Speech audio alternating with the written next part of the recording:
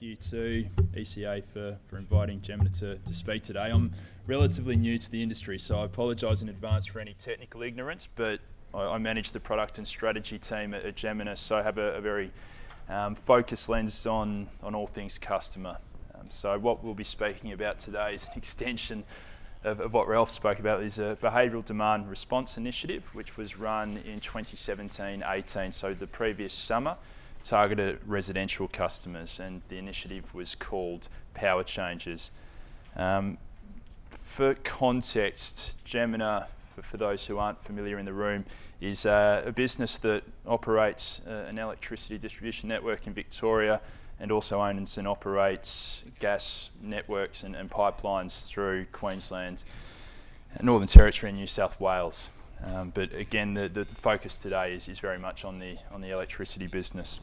Power Changes as an initiative was one in which we targeted residents in 6 suburbs in Melbourne. So Jemena's patch is a relatively small patch in the Victorian electricity distribution network, and it has quite a contrast in terms of socioeconomic demographics across the region. So first point to raise here is that the AMI smart meter data sits at the core of the Power Changes proposition.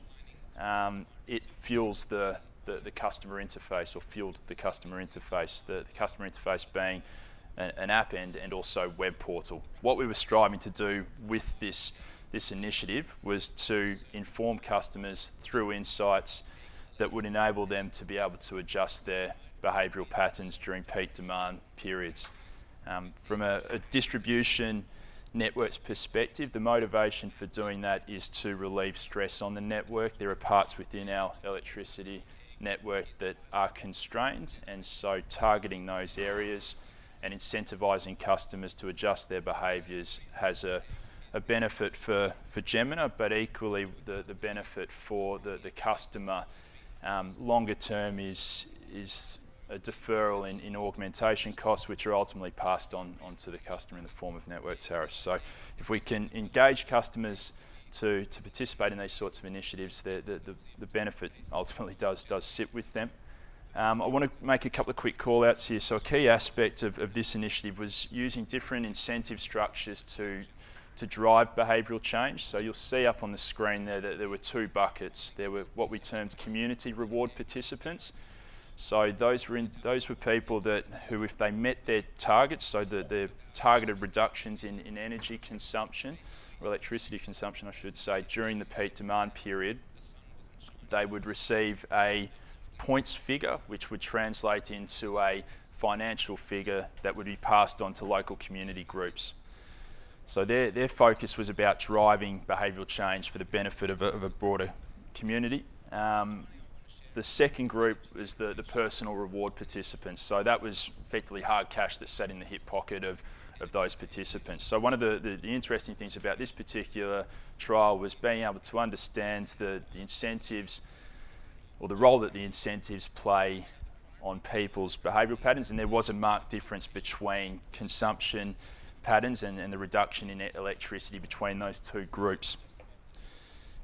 Jumping forward, so similar to Ralph, there's a couple of facets here around engaging the customer. There's pre-trial, in-trial and post-trial. We took an approach where we recognised that the subset of customers that we were targeting had a varied appetite for different types of communication mediums. So we went with direct mail right through to targeted Facebook advertising, and our acquisition rate was circa 1.5% across the population in the patches that we targeted. What we did see is, I'm jumping around a little bit here, but up on the right hand side is that is the app interface. So that is what the customers would see during a peak demand event. They would have to opt into a peak demand event, and they would receive notifications a couple of days in advance. They would then receive a series of notifications as that peak demand event approached, and then they would be away. So the advantage of the 30-minute intervals that we have access to with the AMI smart meter data is that we were able to provide not a live feed, but a minimal latency in the data that was being provided to the customers. So you can see up in the corner there, that was a 3-hour demand response trial, or a challenge as we termed it, and we're 2 hours into that particular trial where that screenshot was taken, and the customer had the objective of reducing their consumption against a baseline that we had established, and had to reach a multiple, so a 2x figure, which is the target up there, in order to earn the points, which would then convert into those financial rewards, which then be allocated either directly to that individual or the community group. Critical here is a simple user interface. What the customers wanted was something that allowed them to interact very conveniently, swiftly, and what didn't want to be overloaded with data. And so the data visualization aspect of the interface was absolutely critical. Some quick results prior to wrapping up. We had 6 of these demand response challenges throughout the course of the summer.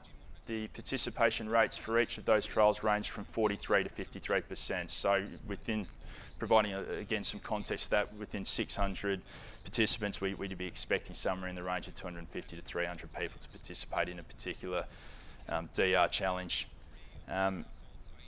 Probably unsurprisingly, the personal incentives, so the hard cash, which was rewarded in the form of Coles vouchers and Visa vouchers, was more of a, or what we saw was the individuals that had that incentive proposition to them drove down their energy consumption to a level that was statistically significantly more than those that were offered the community rewards.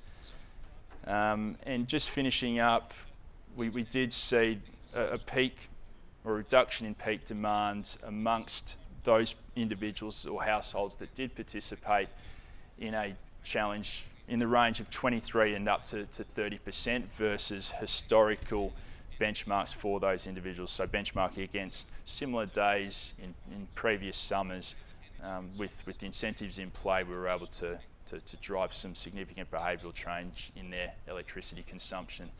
So we'll leave it at that and look forward to any questions that you may have. Thank you.